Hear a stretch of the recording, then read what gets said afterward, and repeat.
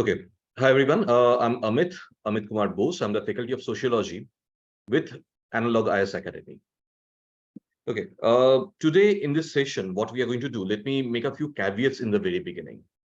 This is a workshop. This is not a seminar or something of that sort. This is a typical workshop. So here we would be going in depth in the subject. Point number one. Point number two, this workshop is predominantly about analyzing the previous year's questions and to predict the trend, the probable trend of 2023. Right. So this is typically for those people, or this is going to be of any utility to those people who are going to appear in 2023 with sociology as an optional. Right. But for others as well, because I'm going to use the technique that we use to predict questions or to predict the trend.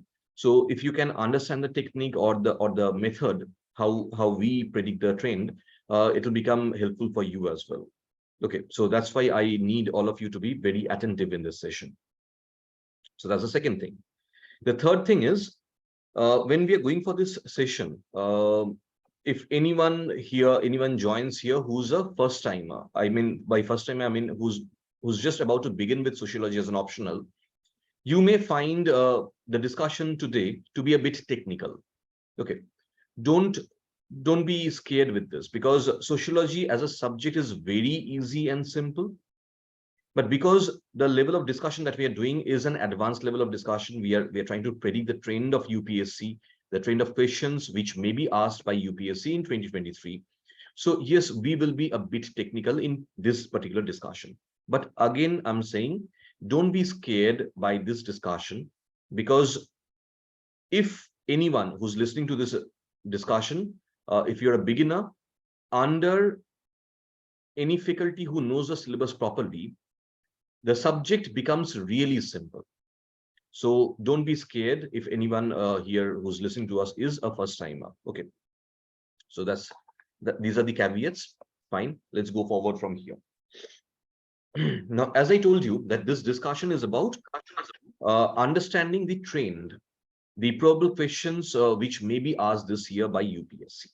Okay, so what I'm going to do, I'm going to use last 2 years question papers, which will be visible to you as well. And at the same point of time, I do have some questions in front of me, the question paper of 2020, 2019 in front of me, which are in printed format. So I won't be able to show them to you, but I'll be using those questions as well for my analysis. Okay, chalo. So let's start with the session from here. Now I'm going to share my screen here so that we all can see the question papers. This is a question paper of 2022, the paper that is visible to you people. Okay. The first question, look at question number one. Question number one, it ordinarily contains 5 short notes, and these 5 short notes, they're compulsory. Okay, before I go for this, let me discuss the trend of the question, how the question paper is normally structured. In any question paper, whether paper 1 or paper 2, you'll find 8 questions given. Right. The paper would be divided into 2 sections, section A, section B. In section A, there would be 4 questions. In section B, there would be 4 questions. So question number 1 to 4 would be in section A. Question number 5 to 8 would be in section B. Okay, whether it's paper 1 or it's paper 2, doesn't matter. You'll be having this simple structure there. Now, question number 1 and 5 in both the papers, they would be compulsory and they would be short notes. They would be of short notes in nature, right? And all the questions given in question number 1 and question number 5, they will be compulsory. That means they will be giving you 5 short notes only. And you have to write, you have to attempt all the 5 short notes. There's no choice for you. Okay. Why UPSC does this? Because in the form of short notes, they try to cover as varied areas as possible. They try to touch every possible area which might get missed otherwise. That's why this question number 1 and 5, they are made compulsory, and there you'll be finding only 5 questions given. 5, 10 questions given, both in paper 1 and in paper 2.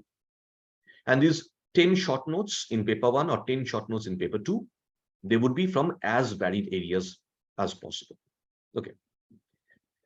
Subsequently, you have question number 2, 3, and 4 in section A, 6, 7, and 8 in section B, right? Of both the papers, again, as I've already told you. Now, question number 2, 3, and 4, or 6, 7, and 8, they will be having 3 questions each. There will be 2 long questions. That means 2A, 2B, 2C. This way, or 3A, 3B, 3C, or 4A, 4B, 4C.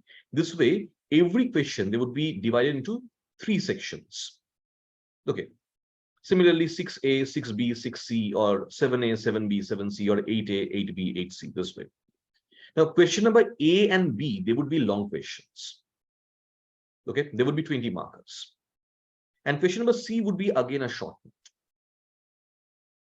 Okay, whether it's a 2A, 2B, 2C, or 3A, 3B, 3C, doesn't matter. A and B would always be long questions. And question number C would always be a short note. Okay, both the papers, again, I'm telling you. Okay, now see what happens. Say I'm talking about question number 2. In question number 2, 2A would be from one section, B would be from another section, and C would be from a third section. They would never be from the same section of the syllabus. By section, I mean section of the syllabus. Why the questions are prepared this way? So that UPSC can make you study. See, there was a trend during our times when we were preparing. We used to be very selective, right? That's generally the trend in our colleges, in our universities as well. While studying in our colleges, in our universities, we have been very selective, and we have been going for the only the suggestions which were given by the faculties to us. We used to go for that, right? Now, UPSC's intention here is to make us study as much as possible.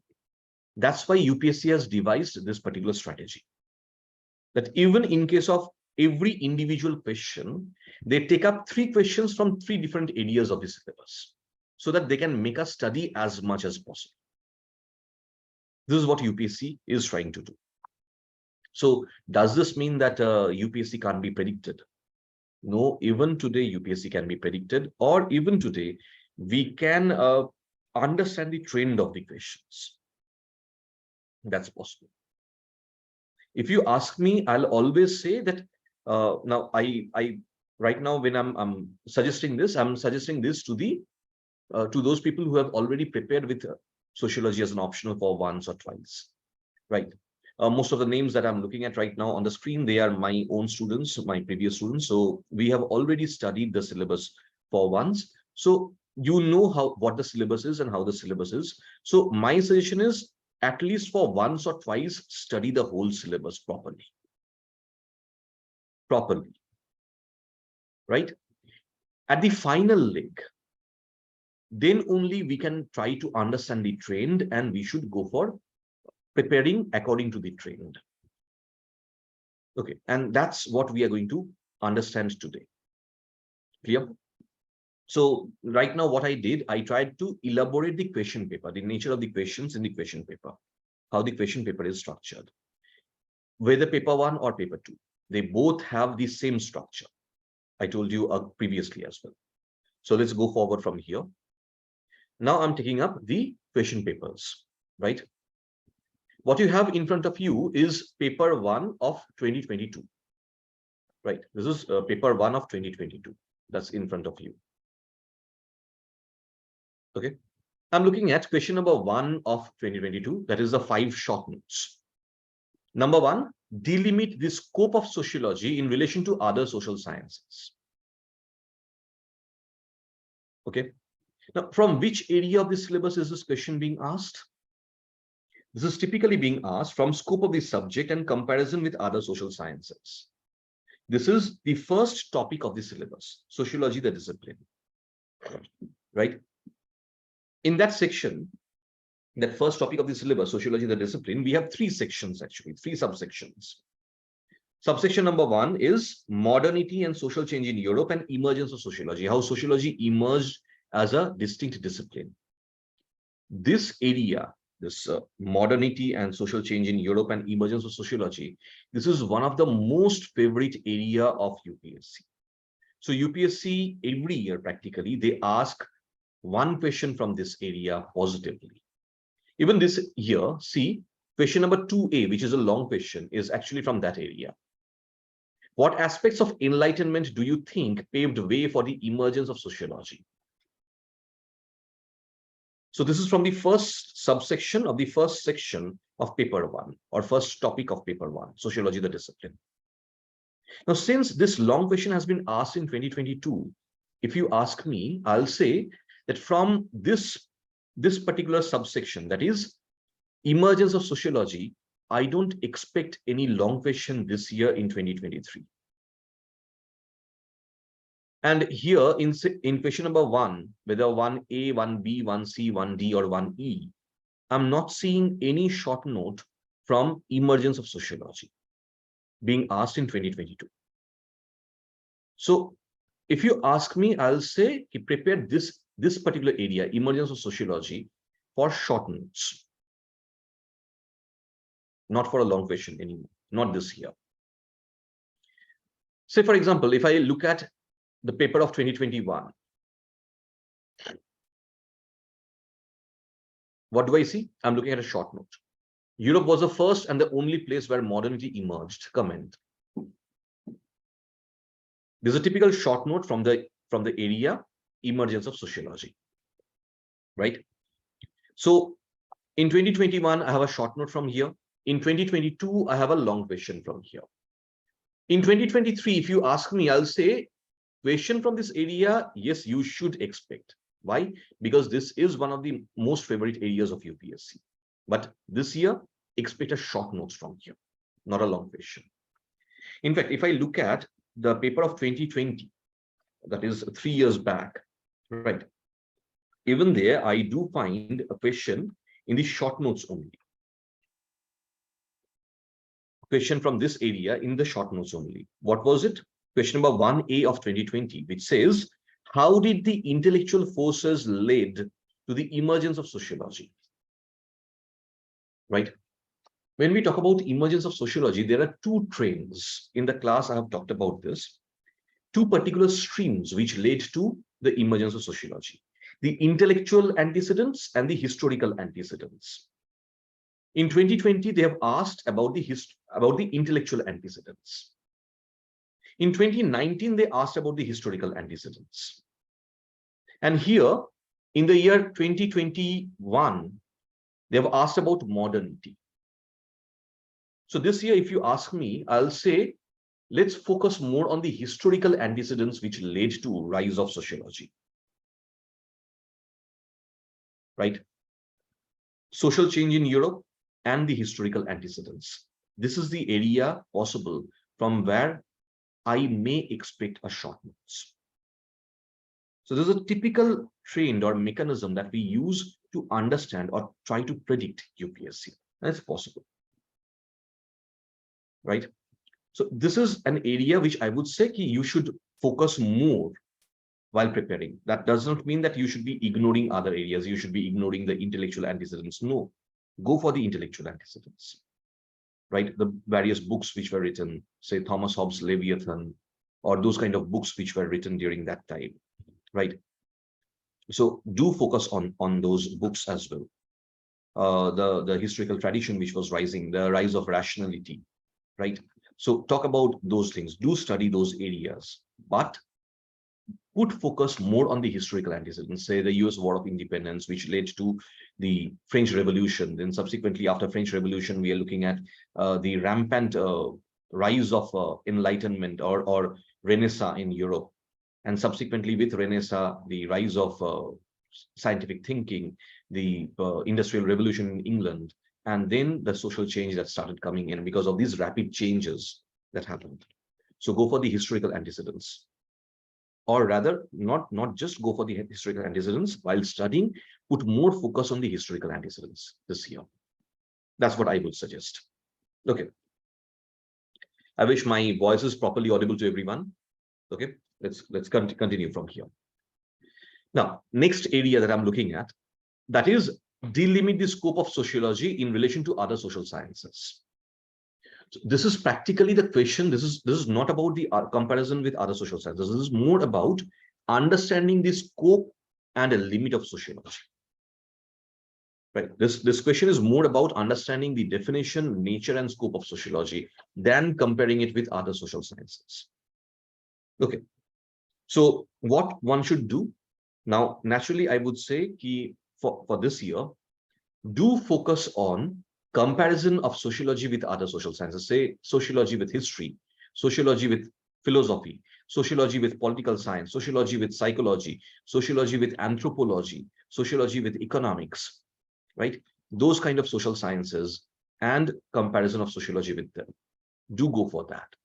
Because this question, it may seem that this question is a question from comparison of sociology with other social sciences. It is actually not. It is actually a short note which talks about delimiting the scope of sociology. Right? So that kind of comparison, yes, please focus on that. And more than that, if you look at the 2 years, right, this is 2022 and this is 2021, as I told you. I'm not looking at any question from sociology and common sense. No, it's here.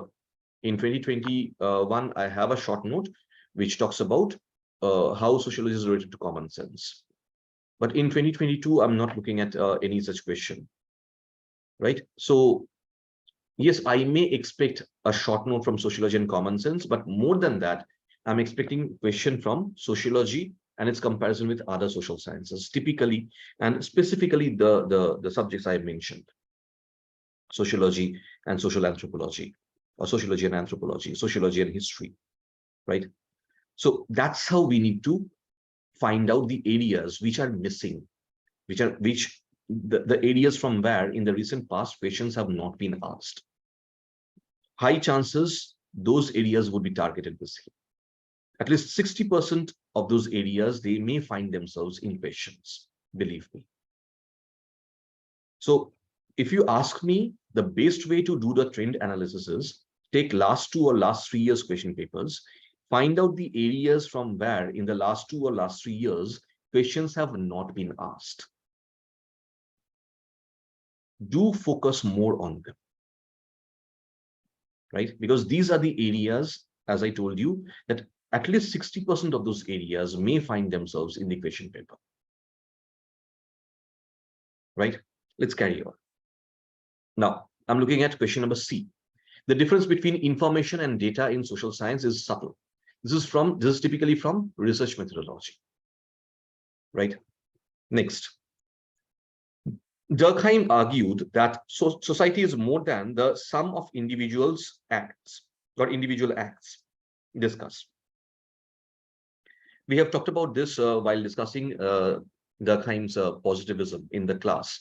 Now, let's not refer to the class here because this video is supposed to be seen by others as well. And yes, I do see 1 or 2 people here who are actually maybe not from the class. I am not being able to recognize everyone. But no, let's not talk about the class here. Let's just talk about the syllabus. Now, when we talk about the positivism, the positivistic trend of Durkheim, we know how Durkheim has been looking at things, right? So this is a typicality of Durkheim where he says that society is more than the sum total of individuals or individual social acts, where he is focusing specifically on the social facts. He says individuals are also there, but at the same point of time, there are forces which bind the hands of the individuals, and these are social facts. These are like currents. He's talking about that. So this is a discussion of social facts here, social facts of Durkheim, right? Again, I'm repeating myself. If anyone is here who's a beginner, or if anyone is seeing this video, even at a later date, if anyone sees this video who's a beginner, don't get scared by these technical words because you have not gone through the syllabus yet. You have not studied the syllabus yet. And what we are doing right now is something which is of very advanced level. So obviously you might find yourself at odds. Don't be scared because these things, they're very simple to understand once you study the syllabus. Okay, let's come back. So we can easily understand that a question was asked here from the social facts of Durkheim. And again, a short note was asked. Okay. Last short note in question number 1, that is, how do sociologists construct gender in their analysis of social inequality? This is from Inequality and Gender, right? Now, normally what we understand is that when we talk about gender, we talk about the masculine gender and the feminine gender, right? Who are the masculine genders?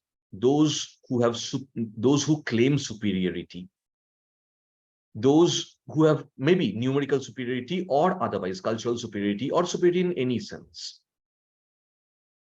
right? Educational superiority or superiority in terms of social status. They always consider themselves to be more masculine. They actually get hold of more amount of resources, right? So anyone who claims superiority in any sense, they claim themselves to be masculine in nature, and they actually take away more amount of resources. And the other party, they are always neglected. They always suffer from lack of resources, and they're treated as feminine in gender in social terms. So the minorities, if you remember my discussion in the class, I've been talking about women as a section who have always been neglected, who have always been suffering from resource crunch. And that led to the rise of social inequality. Clear? So here I'm looking at a correlation between gender and social inequality. That's exactly what's happening. Anyway, so this is another question, typically from the latter part of paper 1, right? There's a question typically from this section. Let me tell you. Yeah, this is from the concepts of equality, inequality, hierarchy, exclusion, poverty, deprivation, right? And the construct of gender along with it, gender and inequality. In fact, there is a very beautiful PDF of IGNOU on this issue. Okay. So to my students, I think I've shared this. If not, I'll share the PDF once again, right, on gender and inequality. Sure. Now, next area that I'm talking about is this is question number 1, as it was. Now I'm looking at question number 2 of 2022. As I told you, there will be 3 questions, 2 long questions, 1 short notes. The first 2 long questions, what aspects of enlightenment we have discussed, we have talked about this particular question. Next one is explain the different types of non-probability sampling techniques. Bring out the condition of their usage with appropriate examples. Again, from research methodology, right? So from research methodology, I have 1 short note and 1 long question this year, right? Although there are so many other areas in research methodology from where I'm not looking at any questions till now. Say, for example, the minor theoretical strands, ethnomethodology, phenomenology, hermeneutics, I'm not finding any question till now from here. I have not seen. Okay. Now, discuss next is the short notes. So please keep these things in mind, that these things are missing here. Now, question number 2C, it says, discuss social mobility in open and closed system, right? Social mobility is a concept from stratification, right? Ordinarily, whenever we start, at least whenever I start my discussion in the class about stratification, I started with the understandings of the layering, strata, and the mobility within, whether upward mobility, downward mobility, intergenerational mobility, intragenerational mobility, right? Now, mobility is allowed, and I told you that there can be no system which is completely open or no system which is completely closed. That too we have discussed, right? So social mobility can be seen in a closed system as well, right? We have talked about, if you remember, with respect to India only, I was using the examples from Ramayana, where I told you that the Dhivar Raj, the fisherman, the king of the fishermen, who helped Lord Rama to cross the river Sarayu. After crossing the river Sarayu, because Lord Rama didn't have any money to pay him, so what did he do? He hugged the Dhivar Raj, right? Fishermen around Sarayu, they were considered as untouchables, but the moment the Lord himself, he touched them, hugged them, they became touchable. So what happened? I'm looking at upward mobility, right? We have also talked about the Nayars of Kerala, the upward mobility of the Nayars of Kerala in the class.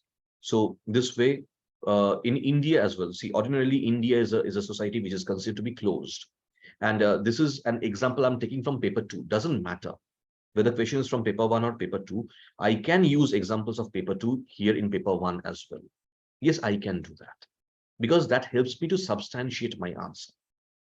Always substantiate. You're saying something on what basis, on what ground. You have to prove yourself. It's better for you to prove yourself. So yes, use examples from paper 2 even while writing answers of paper 1. It doesn't matter. Okay, both the examples I gave you are from India, are from paper 2, but use them here. Okay, then again, with respect to open systems, say India itself, post independence, post 26th of January 1950, when the Constitution of India came into effect, we started practicing an open society, open societal system. But even then, is it completely open? No, it's not completely open. Still, I'm looking at factors which are holding people back, right? So we need to discuss social mobility in that respect. If you have to talk about typically from the point of paper 1, we have talked about in the class, we have talked about the American society. I told you how the American society is an open society. But then if you remember, while I was talking about Robert King Merton in the class, I told you that how Merton, he looked at the various factors which held people back, right? Merton was talking about social strain. Merton was talking about the factors which are not allowing people to achieve the American dream, the American free way of life, right? So these are the things which we can use here to substantiate our answers, right? Good. Chalo, let's move forward. So here, what did we find? We find questions from 3 particular areas. Now, if you notice, we have got a short notes from Durkheim. We have got a short notes where we can use Merton obliquely. Okay, chalo, do take note of these things. Don't miss them, because at the end of the day, they are the factors who are going to help us to understand the train. Okay. Now, don't expect me to discuss all the questions, because obviously we have 1 hour time, so we cannot discuss all the questions, but I'll try to do as much as possible. Achha, by the way, let me inform you one more thing here. It is from this 2nd of July that we are starting a test series. This is not going to be only a test series. What we are doing is we are going to go for a rapid discussion at first, right? Say on every Sunday, we'll go for a 6 hours of rapid discussion. We are going to conduct this in Hyderabad, but obviously online, this thing will also be available in online, right? I'm sharing the number. You can easily contact this number of Analog to get further details from here. I'm just using the whiteboard.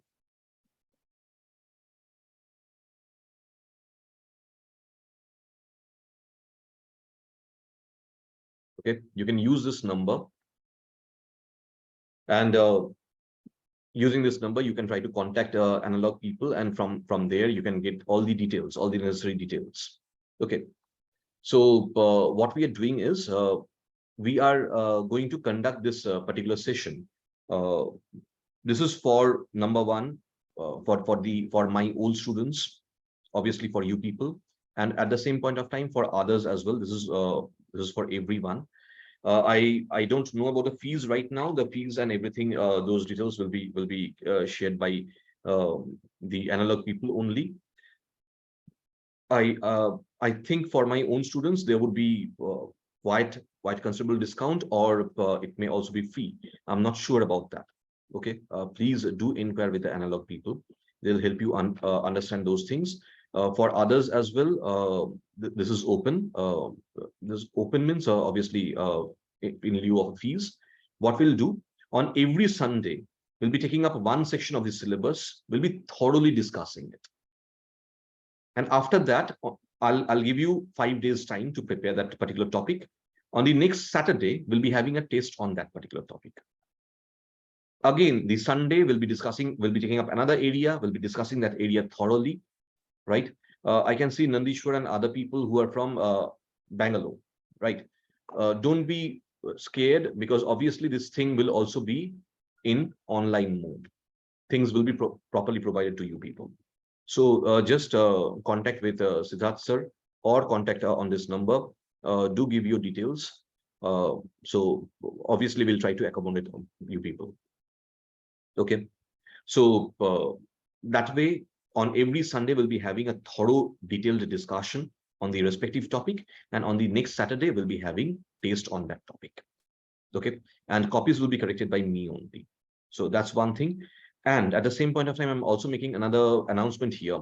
From 3rd of July, we are starting with a new batch in Hyderabad, offline batch, right?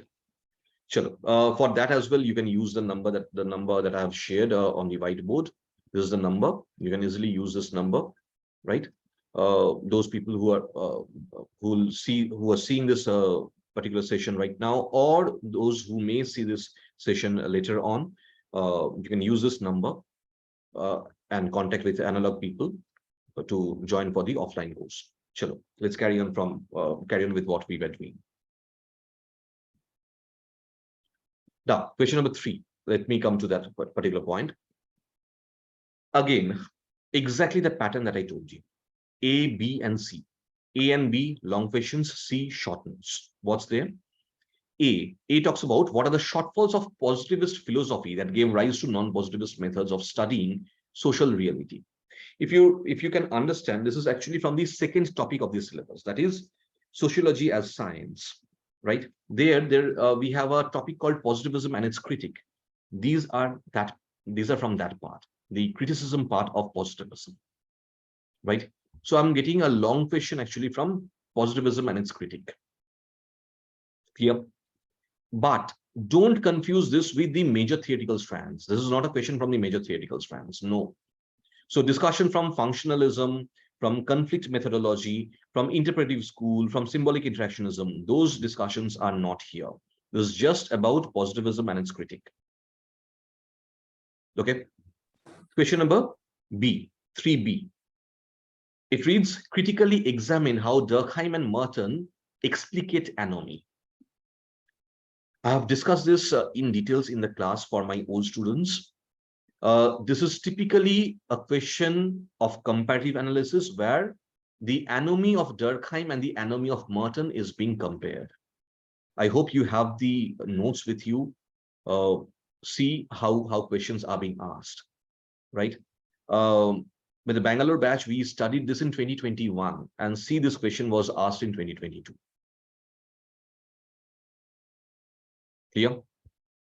So I hope you can understand how we try to predict these things. Clear? Sure, come back. And even for the Hyderabad batch, if anyone is here from Hyderabad batch, we actually studied the syllabus before this exam took place. So you can easily understand that why these areas, I highlighted so much on these areas.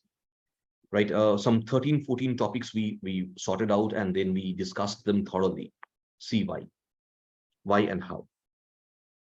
Okay. Next, suggest measures to minimize the influence of researcher in the process of collecting data through focus group discussion. Number one, this question, this is a short note, but this has two particular aspects. If you understand, while talking about fact, value, and objectivity, I told you that how value of a researcher influences his or her understanding. And then they're taking up the focus group method, where the researcher is not supposed to use his or her values or his or her understanding, but to use the understanding only of the focus group, the target group. And this is typically application of interpretive method, the method that was suggested by Weber. The researcher should not use his or her understanding at all. Rather, they should go talk to the people and try to understand their perspective. If they're doing something, why they're doing it. That's the focus group discussion. Clear? So that method we are looking at here. Clear? Now I'm coming to the other questions. Question number 4. So here you can understand how what all areas were asked from. These questions were asked from. I told you in the beginning only that not a single question you can show me which is typically, say, all the three questions from three parts of that question being asked from the same area. Look at question number 3. Question number A of 3. This was from sociology as science, right? This is from positivism and its critic. The second part is from comparative analysis of the thinkers. This is discussed normally after the discussion of the thinkers is done, is completed. Then comes this area, right? And the last question again is from, seemingly is from research methodology, but I also used fact, value, and objectivity to understand, and I also used the understanding of Weber, the interpretive school, to understand the nature of the question here. So one single question, question number 3, having 3 parts from 3 different areas of the syllabus. Right? It seems to make our task very complicated, but is it really? Because even right now, if you realize, from the section called Sociology as Science, I have only one question: positivism and its critic. I do not have questions, or I have questions from 2 areas: positivism and its critic, and fact, value, and objectivity. I do not have questions from so-called non-positivistic philosophies, that is interpretive school. Still, I may say that interpretive school was used here. What about symbolic interactionism? I do not have any question from symbolic interactionism here. That area is missing. Number 2, I do not have any question from functionalism. I do not have any question from conflict school. So even from the major theoretical strands, I do not have any questions here. Right? And at the same point of time, the discussion about science, scientific method, and its critic, I do not have any question here. Neither a short note nor a long question. These areas are remaining missing, if you have noticed it very carefully. Let's look at question number 4. I may have some questions in question number 4 from this area. Let's try and find it out. What characterizes degradation of work in capitalist society according to Marx? Read the question very carefully. I told you UPSC would be playing with words. In the class, again and again, I told you that UPSC would be playing with words. Degradation of work. Degradation of labor. How can labor get degraded? Is Marx talking about it? Yes. Labor is a human quality. But Marx says because of the capitalist tendencies or the capitalist forces, the way they operate, they, after a point of time, degrade the human quality into a mechanical quality. And how do they do that? Alienation. In the class, we had even watched that video clip from one of the movies of Charlie Chaplin. Now, modern times, when Chaplin was working in the factory and all that thing. Clear? So what happened there? A human quality called labor, the ability to work, was degraded to the level of something mechanical, something machine-like. So this question is typically from Alienation of Karl Marx. You know the concept. To my students, I'm telling this again and again. We have discussed this thoroughly in the class. And I also told you that UPSC would be playing with words. See how they play with words. Clear? Don't get scared. That's why I told you in the class, and we have been discussing the questions so much. This is the reason. Maintain your cool, maintain your calm. These are things, these are tricks up in the sleeves of UPSC. That's what they do. So don't get shocked, don't get panicked. It's very easy to handle. Okay, let's come back. So I already have a question from Karl Marx, and this is typically from Alienation of Karl Marx, and it's a long question.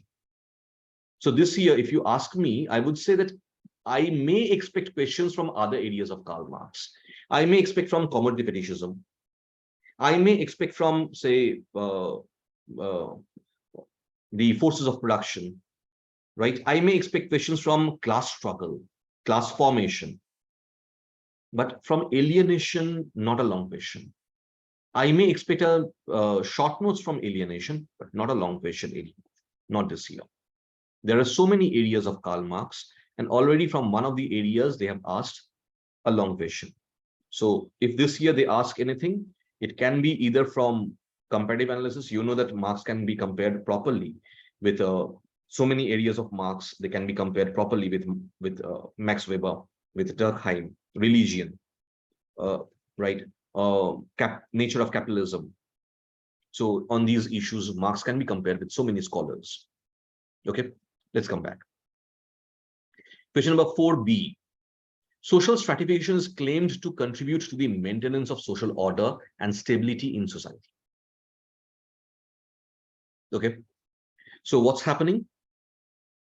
I'm getting a long question from social stratification. And that too from functionalist perspective, Kingsley Davis and Wilbert E. Moore. Now, though the question is asking me to critically assess them, and this critical assessment should be done from the point of view of Melvin M. Tumin. I did this in the class. I'm again reading the question. Social stratification is claimed to contribute to the maintenance of social order and stability in society. That social stratification is helping the society to maintain itself, to carry on its work. The functionalist perspective. Even Durkheim is contributing on this, right? So that's the part this question is from. But then again, in social stratification, we have other aspects as well. We have the conflict school, their understanding of social stratification, right? Their criticism by Ralph Dahrendorf, we have it. We don't have a question from there. At the same point of time, we have the pioneer here, that is Max Weber, the way Weber looked at class, status, and party, right? Power, political power, economic power, and social status. The way Weber looked at all these things. There is no question from those aspects of social stratification here. Clear? Let's come back. So do you realize what I'm doing? If I'm taking up one question, I'm also telling you these are the areas from where I'm not looking at a question. So what I'm doing, I'm eliminating the probabilities. Okay, from this area, a long question has been asked. From this area, a short notes has been asked. And that's how I'm gradually preparing a list of areas from where I think questions may be asked this year. That's the technique. Clear? Now, what is reliability? Again, this is from research methodology. Reliability in social research, social science research. And at the same point of time, explain the different tests available to social science researcher to establish reliability. Typically from research methodology, I'm not getting into that. Variable sampling and all those things to establish the reliability. Okay. Now let's come back to question number 5. So before I go for question number 5, let's look at question number 1 to 4 of 2021. Already we have studied these short notes, but still again let's look at them. I told you about this particular short note from Emergence of Sociology, because I told you that this is one area which is so favorite of UPSC, and we have already zeroed in to the area of historical antecedents, right? In this respect. See, I told you that questions from the 3 minor theoretical strands in research methodology, they were not asked: ethnomethodology, phenomenology, and hermeneutics in this particular year, 2022. But see, in 2021, we have a question from ethnomethodology. But still, phenomenology and hermeneutics, I am not finding any question from here, from these two sections, from these two particular methodologies. Okay. Next, discuss the challenges involved in collecting data through census method. Why this question was asked this year? Because this is 2021, COVID year. And this year, the census was supposed to take place, but the census did not start in India. And this is the first time that we have a break in the census tradition. Since the census tradition was started in India in 1872, since then, this is the first time that there is a break in census study. Okay. Next, explain whether Durkheim's theory. So this question is typically from current affairs as well, if I may understand. That's how current affairs has its its impact on sociological questions. Okay. At the same point of time, I have also talked about so many areas subsequently, and also in paper 2, from where the current affairs questions they find their way in. Right. Let's come back. Question number 1D. Explain whether Durkheim's theory of division of labor is relevant in the present day context. You have talked about the 4 areas of Durkheim, actually 5 areas, not 5, 4 areas only. Out of that, in 2022, we have a question from social fact. We have talked about that. No? I had shown you this particular question in question number 1A, 1D, sorry. Durkheim argued that society is more than the sum of individual acts. This was from Rules of Sociological Method of Durkheim. And this question is from Division of Labor. So still 2 more areas of Durkheim are remaining left. Suicide and religion, elementary forms of religious life. I do not have any question from these 2 areas in last 2 years. So I won't be shocked if I find a question from suicide of Durkheim this year, or from elementary forms of religious life. Clear? So if you ask me, I'll say, please prepare those 2 areas thoroughly, those 2 areas of Durkheim thoroughly. Right? Anomy, you may say that anomy of Durkheim, which was asked, anomy of Durkheim and Merton, which was asked, the discussion of anomy by Durkheim is mostly there in suicide, right? But the holistic discussion of suicide is still missing. So I won't be shocked if I find a long question from suicide of Durkheim. And the elementary forms of religious life is altogether remaining left. Clear? Next, question number 1E, critically examine Max Weber's theory of social stratification. So I have this discussion of social stratification by Max Weber here. So while discussing social stratification, I told you that the pioneer is missing. But no, we have a question from the pioneer in 2021. Right?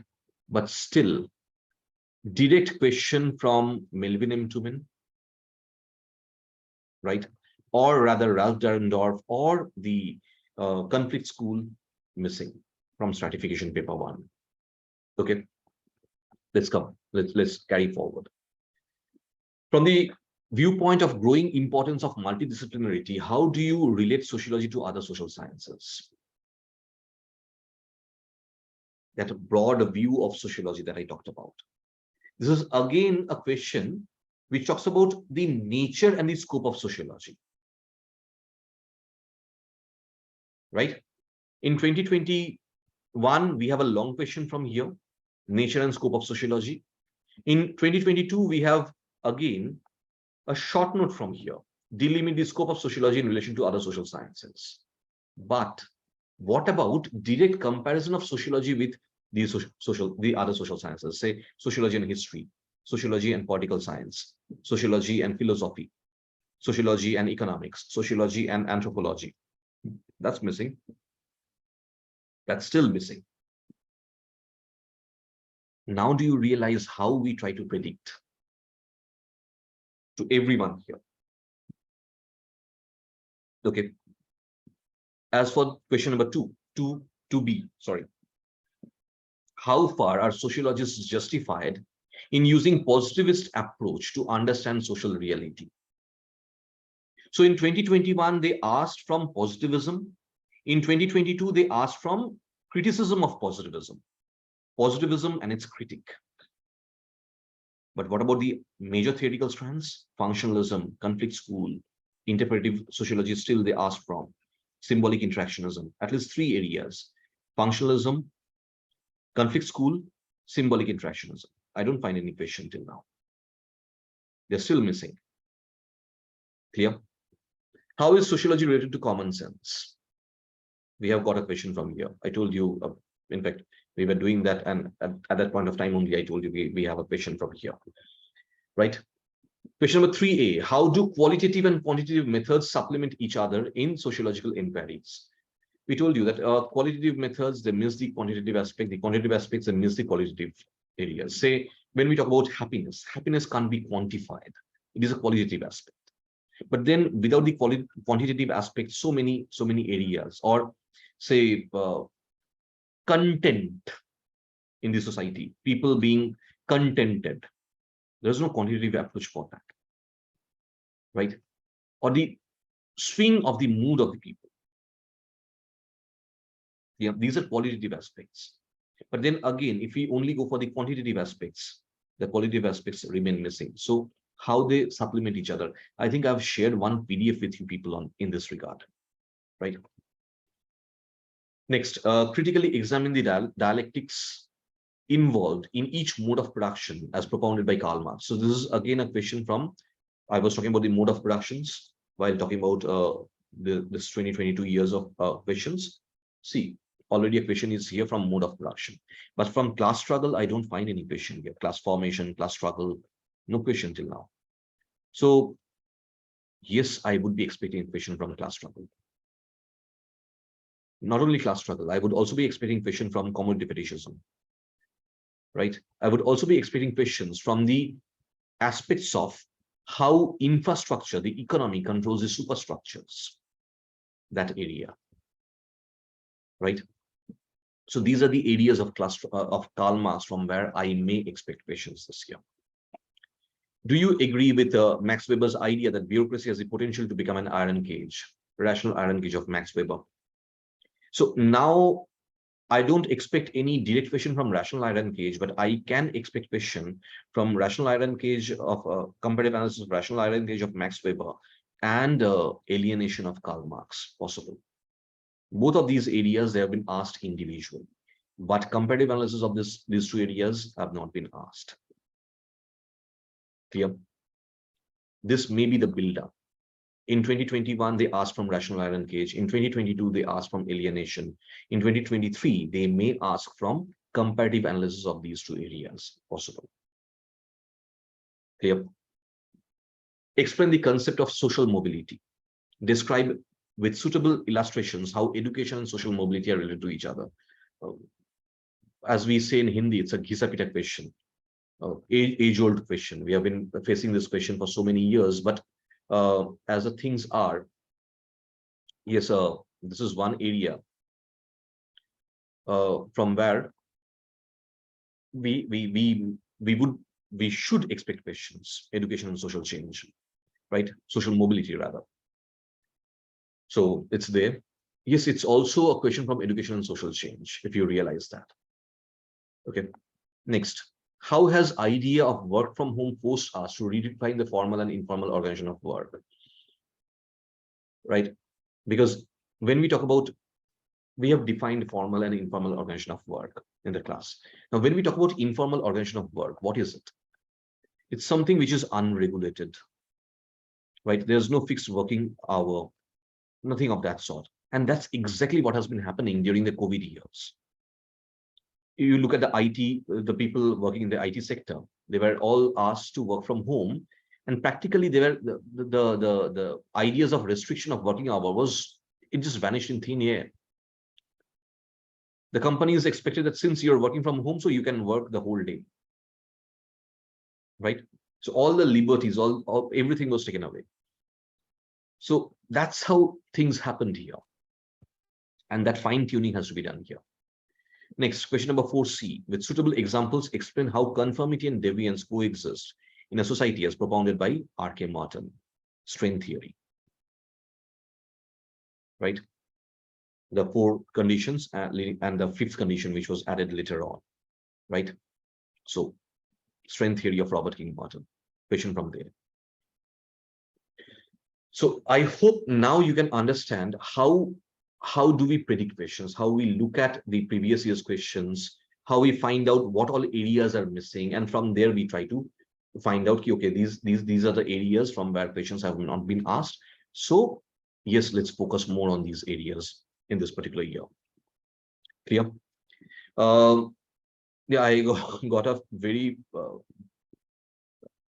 It's really good to see you people as well. Okay.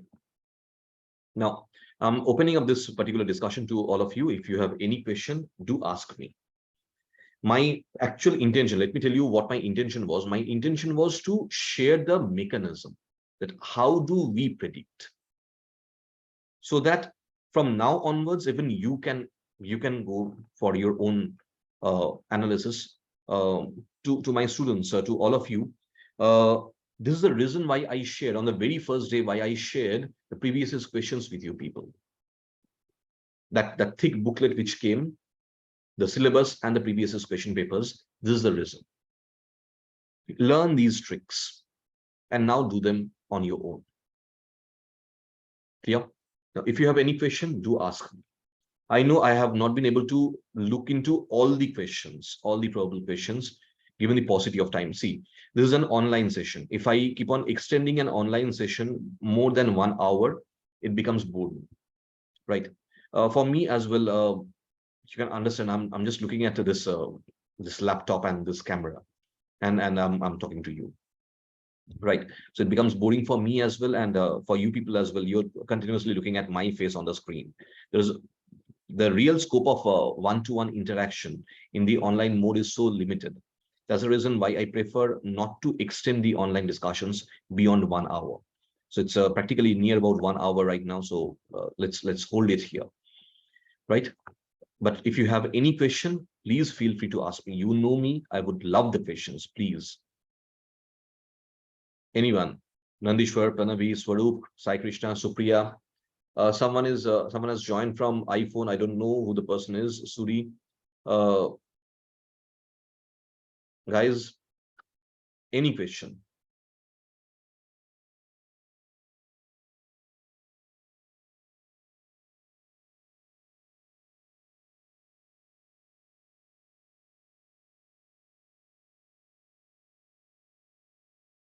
No one? Chalo. It was really nice to see you people after such a long period of time, right? Prelims is over. Things are done. Get into the study mode now, guys. Okay, that's all. Thank you. Thank you, everyone. Bye.